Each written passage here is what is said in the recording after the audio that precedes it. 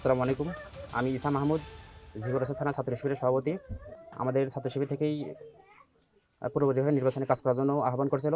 আমরা সেইভাবেই নির্বাচনে কাজ করার জন্য আমরা সর্বশেষভাবে সদস্যতা করছি।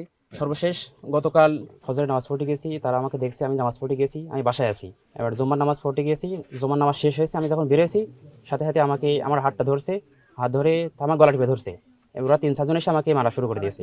স্থানীয় কামাল, পিতার নাম আছে মুশিয়ার, আর এই জায়গায় ছিল আশানুর, আর ছিল হারুন।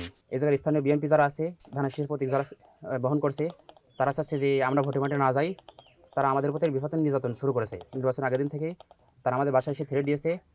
এমনকি প্রত্যেকটা বাসায় যারা মনে করছে তারা আমাদের ভোট পাবো না, প্রত্যেকের বাসায় গিয়েছে।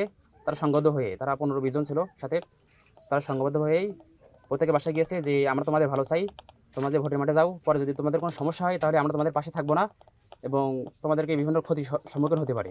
আমাদের উপর থেকে নির্দেশ দিয়েছে, আমরা আসছি তোমাদের এই বাধা প্রদান করার জন্য। তো এরপর থেকেই আমার উপরে তারা ক্ষিপ্ত যে আমি কেন কথা বললাম, আমি কেন নির্বাচনে কাজ করছি।